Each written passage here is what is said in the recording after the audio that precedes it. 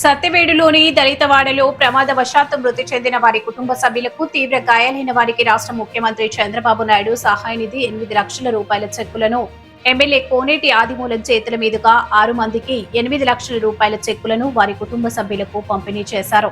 ఈ సందర్భంగా ఆయన మాట్లాడారు.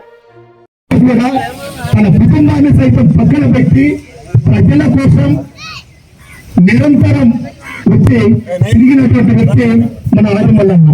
కరోనా సమయంలో హాస్పిటల్లో ప్రజలకు ఏమి అవసరమో ప్రభుత్వంతో చర్చించి వివిధ రకములైన సమస్యలను తన వంతు సాయంగా అందించడం. నిజంగా చెప్తున్నాను, ఆదిమలను కూడా 12 సంవత్సరాలు తిరుగుతూ ఉన్నా ఇట్లాంటి మంచి ఎమ్మెల్యే, మనసున్న ఎమ్మెల్యే, ప్రజల కోసం నిరంతరము ప్రజా బాధలో తిరుగుతున్నటువంటి ఎమ్మెల్యే మనకు దొరకదని, ఇలాంటి ఎమ్మెల్యే ఉండడం మన పూర్వజంలో సుకృతమని మనస్ఫూర్తిగా తెలియజేస్తున్నాను. యువ నాయకులకు అందరికీ కూడా ఈరోజు జరగని సంఘటన మన విజయవాడలో ఆ ఖాతా జరగడం, అది గౌరవ ముఖ్యమంత్రి గారు 1 తేదీ వస్తాయంటే 30 తేదీ జరిగింది. నేను అప్పటికి కూడా తెలుసుకొని వెంటనే ఇక్కడ ఉన్న డాక్టర్లు కానీ, అలాగనే రిజిస్టర్డ్ డాక్టర్లు కానీ, తెలంగాణలో ఉన్నటువంటి డాక్టర్లు పాటు ఆర్ఎం ప్రభుదాస్ గారు ఆర్ఎంకి వారికి చెప్పడం, ఆరుండే ఎమ్మెల్యేకు చెప్పాను, మా వాళ్ళకి 9 మందికి దెబ్బలైంది, ఒకవేళ తెలంగాణ హాస్పిటల్కి వస్తే టేకప్ చేయండి సార్ అని చెప్పడం, మరణించడం చాలా బాధాకర విషయం. 6 మంది కూడా చాలా దెబ్బలు తిన్నారు. ముగ్గురు కూడా భార్య భర్త చాలా శ్రమించిపోయాము.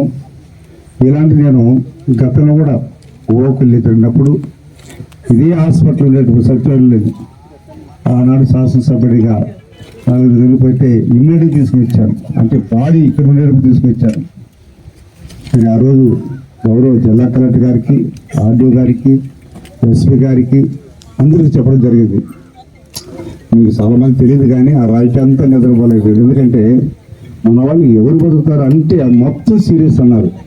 జరిగింది శ్రీ సిటీ పోలీసు, కానీ మన ఊరు ఉండేది సత్యవేడు పోలీసు. వాళ్ళు కూడా ఇంటిమేషన్ లేదు. జరిగిన మరుసటి రోజు కూడా మన వాళ్ళు పోలీస్ కంప్లైంట్ కూడా ఇవ్వలేదు.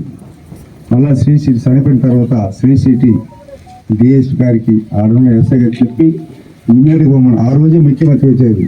అయినా ఆ ప్రియాంక ఎస్ఐ వెళ్ళి ఒకరు తీసుకొచ్చినప్పుడు మళ్ళా ఒకరు చచ్చిపోయారు. ఇద్దరిని కూడా తీసుకొని రావడం అడిగిన వాళ్ళంతా కూడా చాలా బాధాకర విషయం. ఒకే రోజు 2 చనిపోయినారు. వారితో పాటు ఒక ఆయన భార్యకి చనిపోతే భర్తకు దెబ్బ, భర్త చనిపోతే భార్యకి దెబ్బ. ఇలా చూసినప్పుడు చాలా బాగా వేసింది. మళ్ళా ఆ ఈశ్వరయ్య అనేటువంటి కాలు తీసేసి అన్నాడు. అతను కూడా సీరియస్ ఉన్నారంటే భగవంతు ఆశీస్సులతో వాళ్ళ కాళ్ళు తీసినా